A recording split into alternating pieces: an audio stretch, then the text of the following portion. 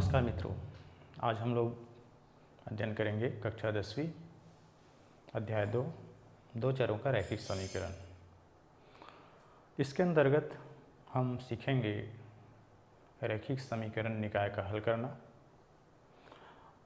तो सबसे पहले हम देखते हैं कि 2 चरों का रैखिक समीकरण क्या होता है। तो 2 अज्ञात राशियों से संबंधित वाक्य को हम 2 चरों के रैखिक समीकरण के रूप में व्यक्त कर सकते हैं, जिसका ज्यामितीय रूप एक सरल रेखा होती है। किसी भी 2 चरों के रैखिक समीकरण निकाय को निम्न रूप में लिखा जा सकता है। जैसे यहाँ पे लिख सकते हैं a1x plus b1y equal to c1 और दूसरा a2x plus b2y equal to c2। यहाँ पे 2 चरों का रैखिक समीकरण, ये जैसे x और y हमारा 2 चर है और ये एक रैखिक समीकरण है और ये हमारा दूसरा रैखिक समीकरण है। जब बोला जाएगा कि रैखिक समीकरण निकाय को हल करो, तो हमको इन दोनों को हल करने के हमारे पास 4 विधियां हैं। पहला है आलेखी विधि,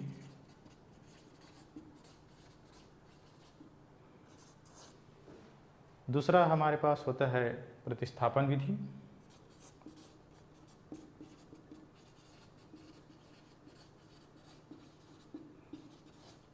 तीसरा है आपके पास विलोपन विधि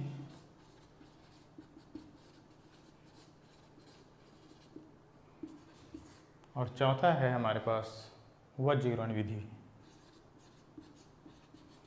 या क्रॉस मल्टीप्लिकेशन भी बोल सकते हैं। ठीक है।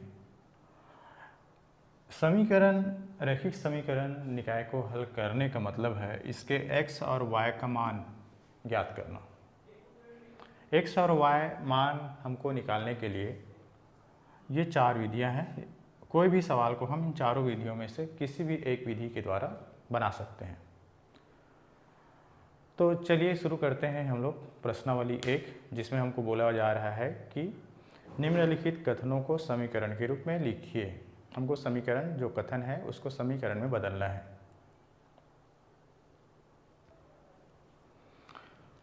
तो चलिए देखते हैं प्रश्नावली 1। इसमें हमको बोला गया है कि निम्नलिखित कथनों को समीकरण के रूप में लिखिए। तो पहला सवाल हमको बोलता है कि एक विद्यालय के क्रिकेट कोच ने 3 बल्ले और 6 गेंद 3,900 रुपये में खरीदी। यहीं से उन्होंने 1 बल्ला और 2 गेंद 1,300 रुपये में खरीदी। तो हमको इसको समीकरण के रूप में दर्शाना है। तो माना 1 बल्ले का मूल्य बराबर x रुपये एवं 1 गेंद का मूल्य बराबर है y रुपये। तो हमको प्रश्नानुसार बोला गया है, प्रश्नानुसार 3 बल्ले और 6 गेंद का मूल्य 3,900 रुपये है। तो ये हमारा पहला रैखिक समीकरण बन गया। इसी प्रकार से दूसरा बोलता है कि 1 बल्ला और 2 गेंद का मूल्य 1,300 रुपया है। तो ये दोनों हमारा एक रैखिक समीकरण बना, दिए गए शर्तों को पूरा करने वाला।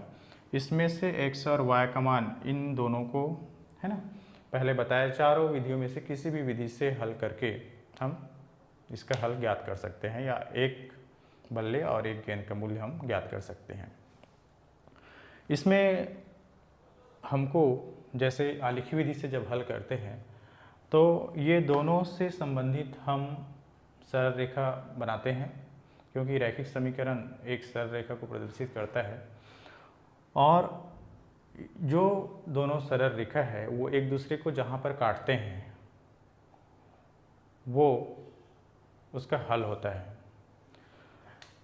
अब हल के लिए 3 कंडीशन हो सकता है। क्या क्या हो सकता है? तो समीकरण निकाय a1x plus b1y is equal to c1 और a2x plus b2y is equal to c2 के विभिन्न स्थितियों में हल। पहला ये है कि यदि a1 बटे a2 b1 बटे b2 is not equal to c1 c2, तो दोनों रैखिक समीकरण से संबंधित सरल रेखा समांतर होंगे, और समांतर होंगे तो एक दूसरे को कहीं पे काटेगा नहीं, तो इस कंडीशन में हल आपको प्राप्त नहीं होगा।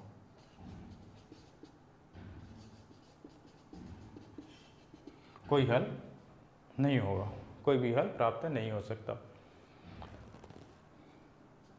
दूसरा कंडीशन ये है, यदि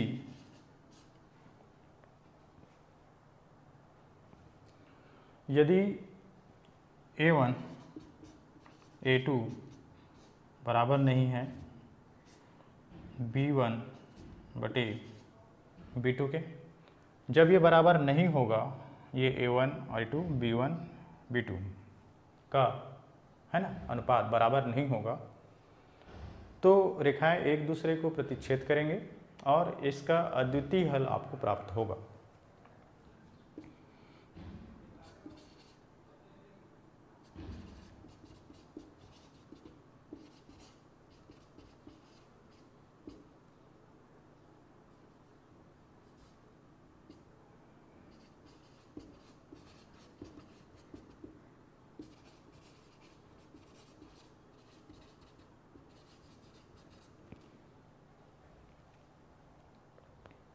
तीसरा स्थिति यह हो सकता है कि यदि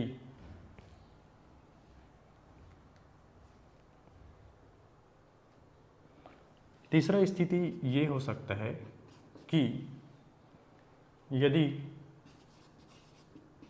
a1 बटे a2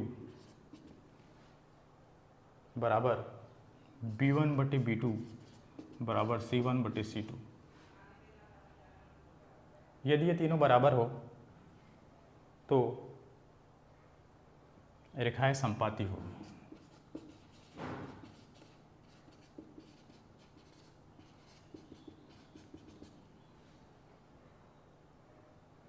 और जब संपाती होंगे तो निकाय का अंततः अनेक हल प्राप्त होंगे।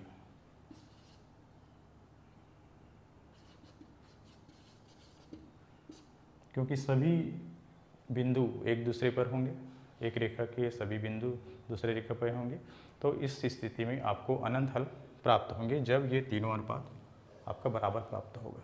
इस प्रकार तीन स्थितियां हो सकती है। बिना हल करे हमको अगर पूछा जाए कि इस समीकरण निकाय का हल है नहीं है, तो हम इस अनुपात के द्वारा बता सकते हैं कि इस समीकरण निकाय का हल है कि नहीं है। उसका देखते हैं प्रश्नावली में। प्रश्नावली में दूसरा बोलता है दो संख्याओं का योग 18 तथा उनका अंतर 8 है। तो माना दूसरा में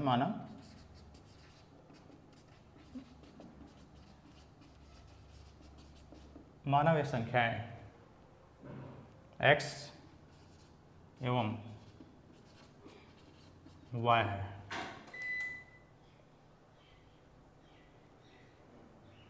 तब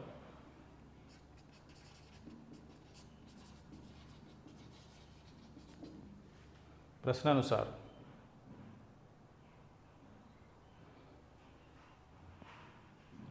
हमको बोला गया है कि दो संख्याओं का योग 18 है, तो ये जो दो संख्याएं हैं उनका जो योग है वो 18 है, पहला शर्त के अनुसार। दूसरा, उनका अंतर 8 है, तो दो जो संख्या है उसका अंतर 8 है, तो ये संख्या का अंतर 8 हो गया। इस प्रकार ये हमारा समीकरण प्राप्त हुआ दिए गए शर्तों को पूरा करने वाला। इसके बाद देखते हैं अपन तीसरा सवाल। तो तीसरा में हमको बोला गया है कि एक फल की दुकान पर 2 किलोग्राम सेब तथा 1 किलोग्राम अंगूर का मूल्य 160 रुपये था। उसी दुकान पर 4 किलोग्राम सेब व 2 किलोग्राम अंगूर का मूल्य 300 रुपया था। तो इसको कैसे बनाए? तो माना वे है ना, माना 1 किलोग्राम सेब की कीमत, तीसरा है हमारा, माना 1 किलोग्राम सेब की कीमत बराबर x रुपये एवं 1 किलोग्राम अंगूर की कीमत बराबर y रुपये। हमको प्रश्नानुसार जो शर्त दिया है उसके अनुसार अब क्या हो जाएगा? प्रश्नानुसार हमको बोला गया है कि 2 किलोग्राम सेब, 2 किलोग्राम सेब तो 2x हो जाएगा। उसके बाद है 1 किलोग्राम अंगूर, तो 1 किलोग्राम अंगूर हुआ है बराबर 160 रुपये। दूसरा शर्त यह है कि उसी दुकान से 4 किलोग्राम सेब और 2 किलोग्राम अंगूर का मूल्य 300 रुपये है। तो ये हमारा समीकरण प्राप्त हुआ दिए गए शर्तों को, और प्रश्न में जो दिए गए शर्त है उसकी पूरे करते हुए हमको प्राप्त हो गया समीकरण। इसके बाद देखते हैं चौथा सवाल। चौथा सवाल में हमको बोला गया है कि नरेश ने अपनी पुत्री से कहा कि 7 साल पहले मेरी आयु तुम्हारी आयु से 7 गुनी थी और अब से 3 साल बाद मेरी आयु तुम्हारी आयु की 3 गुनी हो जाएगी। तो जब इस टाइप से सवाल होता है तो हम जो चर मानते हैं वो हमेशा वर्तमान आयु को मानते हैं। तो माना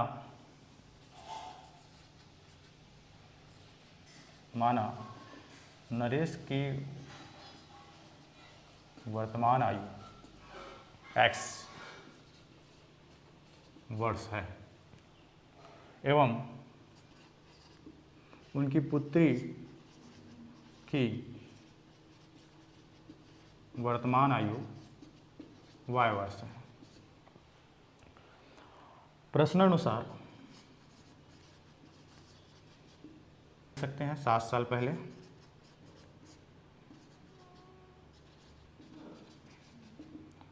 पहले, नरेश की आयु कितना हो जाएगा? 1/7 और पुत्री की आयु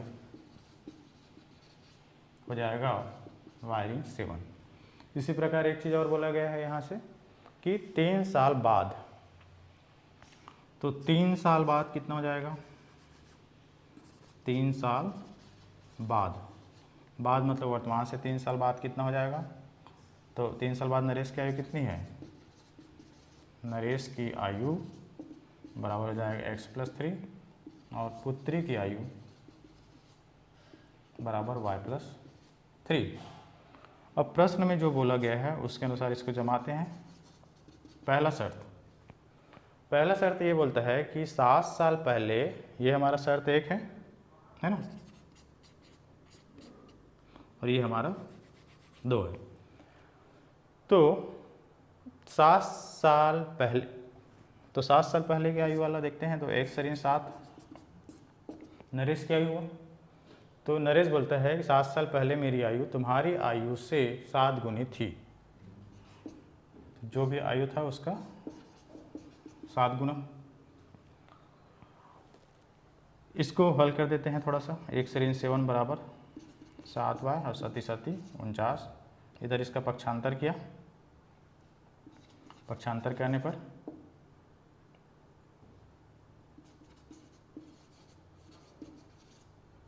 पक्षांतर करेंगे तो हो जाएगा x/7 ऋण 7y ऋण 49 बराबर 0।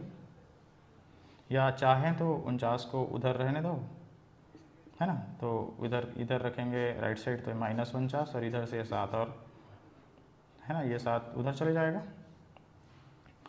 तो हम इसको लिख सकते हैं x/7y बराबर कितना हो जाएगा 42। ये हमारा पहला समीकरण बन गया।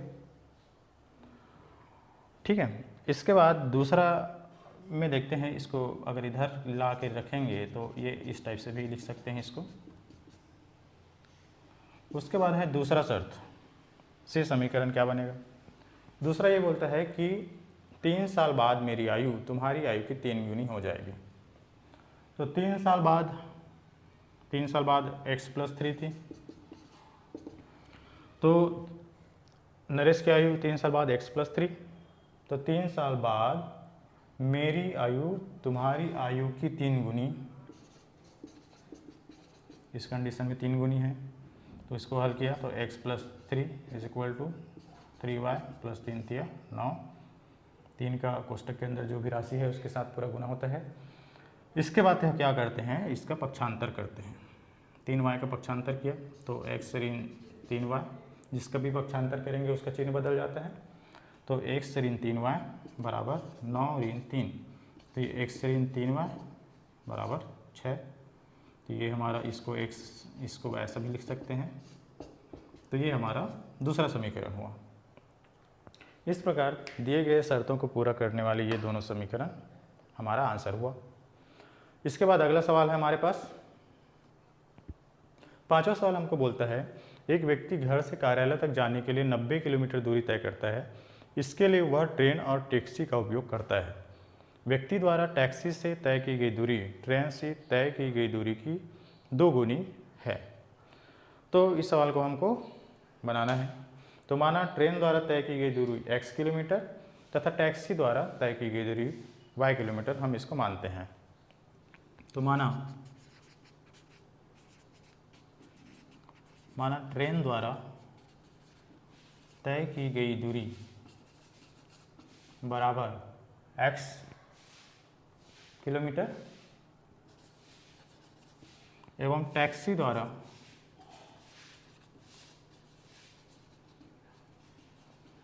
तय की गई दूरी बराबर y किलोमीटर।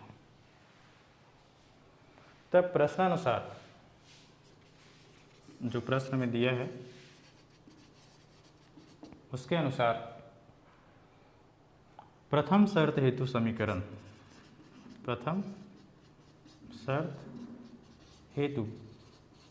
समीकरण हो जाएगा। क्या हो जाएगा, हमको क्या बोला है कि x + y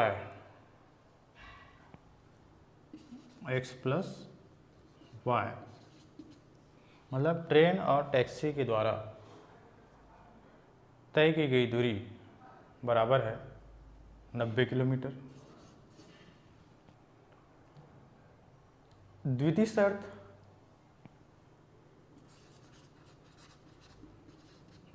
शर्त हेतु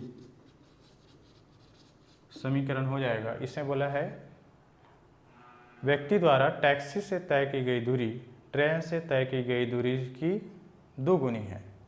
मतलब ये टैक्सी से तय की गई दूरी जो है ट्रेन से तय की गई दूरी की 2 गुनी है। तो ये हमारा दूसरा शर्त हुआ। इस प्रकार से आपका ये समीकरण हो जाएगा। इसी प्रकार देखते हैं प्रश्न क्रमांक 2। प्रश्न क्रमांक 2 बोलता है, निम्न समीकरण के आलेख चित्रों को देखकर उनके हल के बारे में पता करें। इसमें बोला गया है इसके हल के बारे में पता करना है।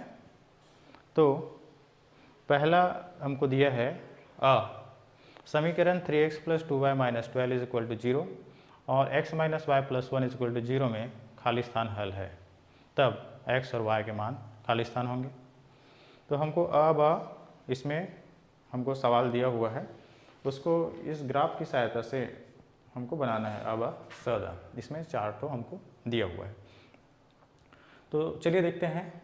तो ग्राफ हम बना लेते हैं। पहला ये हम बना लेते हैं क्षैतिज रेखा, इसको x अक्ष बोलते हैं, और ये हमारा y अक्ष या ऊर्ध्वाधर रेखा हमारा है।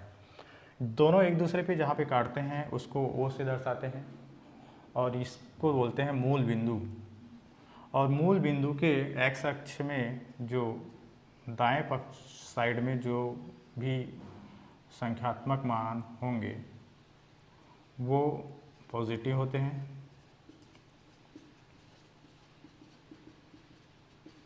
और इधर जो होते हैं वो ऋणात्मक मान ग्रहण करते हैं।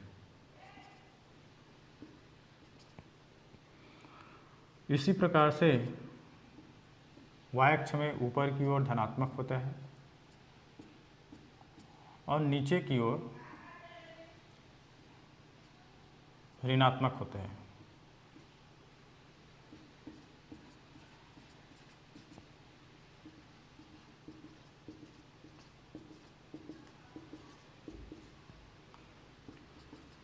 इस प्रकार ये आपका आलेख का ग्राफ हुआ। अब इसमें हमको दर्शाना है, पहला जो ग्राफ दिया है इसमें 2-3 बिंदु पर दोनों एक दूसरे को काट रहे हैं। तो एक है यहाँ पे 4, 0। क्या होता है, एक्स अक्ष में, ये एक्स अक्ष में स्थित प्रत्येक बिंदु पर y 0 होता है और y अक्ष में स्थित प्रत्येक बिंदु पर x जो है 0 होता है। x का मान 0 होता है। यहाँ पे ये जो बिंदु है इसका निर्देशांक क्या हो जाएगा, x का मान 4 है, y का मान 0 है। और हमको दिया है 2, 3, तो 2 और 3, x का मान 2 और y का मान 3, तो ये हमारा हो जाएगा 2 और 3। ये जो बिंदु है उसका मान हुआ 2, 3।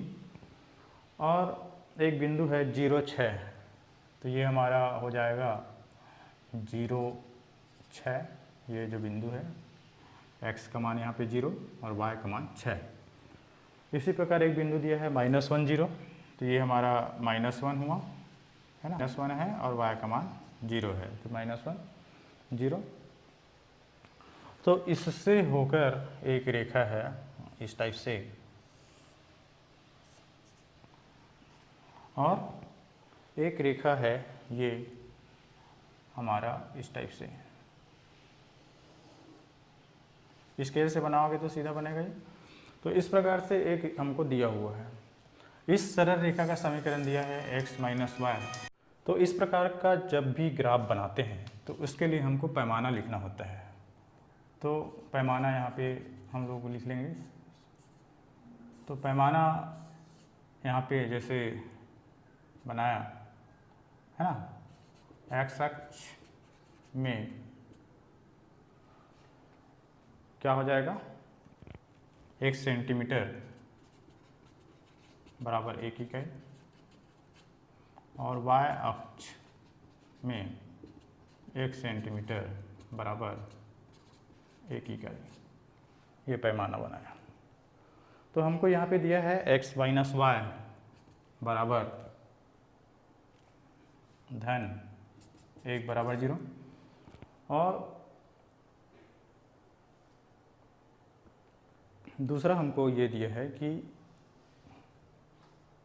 3x + 2y + 12 = 3x + 2y = +12 = 0। ये दो रैखिक समीकरण हमको दिया हुआ है।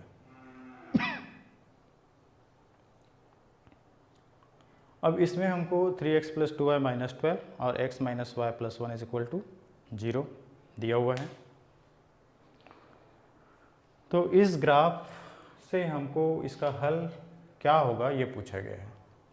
तो हल क्या होगा, जो कटान बिंदु होगा वो हल होगा, है ना। तो हल हमको मिला बिंदु 2, 3, अर्थात x = 2 और y = 3, ये हल हुआ। और बोलता है तब x और y का मान लिखिए। तो चूंकि एक दूसरे को काट रहे हैं इसलिए अद्वितीय हल है, अद्वितीय हल है, और इसका x और y का मान इतना है। तो ये हमारा आंसर हो गया। इसी प्रकार इसका ब देखते हैं। तो प्रश्न ब में देखते हैं, इसका एक ग्राफ दिया हुआ है इस प्रकार सा। इसमें हमको ये बोला है कि 3x प्लस, हमको दो समीकरण दिया है, 3x plus 6y is equal to 15 और दूसरा हमको दिया है x plus 2y is equal to 5। तो ये दो समीकरण का हल क्या होगा ये पूछा गया है। तो ग्राफ के द्वारा हमको दिया गया है कि इन दोनों का जो ग्राफ में जो इसका फिगर बनाया तो दोनों का एक ही रेखा या संपाती रेखा प्राप्त होता है। तो इसका मतलब क्या हुआ, ये संपाती है तो इसका क्या हो जाएगा, अनंत हल प्राप्त होगा, है ना। तो क्या हुआ, अनेक हल होंगे, चूंकि दिए गए समीकरण निकाय द्वारा निरूपित सरल रेखा संपाती है, मतलब एक के ऊपर एक है, इसलिए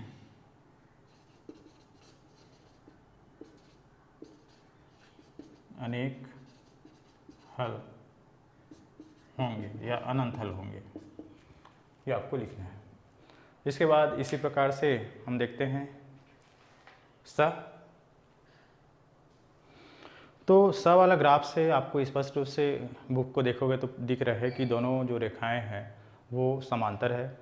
समांतर होंगे तो एक दूसरे को कहीं पे काटेंगे नहीं, तो उसका हल हमको प्राप्त हो ही नहीं सकता, तो इसका कोई हल नहीं है। इसी प्रकार द में देखते हैं कि दोनों रेखाएं एक दूसरे को बिंदु -1 और -2 पर काट रहे हैं कि 2 पर काट रहे हैं, -1 और 2 पर काट रहे हैं, तो इसका हल -1 और 2 हुआ। इस प्रकार इसका अद्वितीय हल आपको मिलेगा। इस प्रकार द में भी जो दिए गए समीकरण निकाय है उसका अद्वितीय हल है। इस प्रकार आपका प्रश्नावली 1 अध्याय 2 का समाप्त होता है। Thank you for watching video.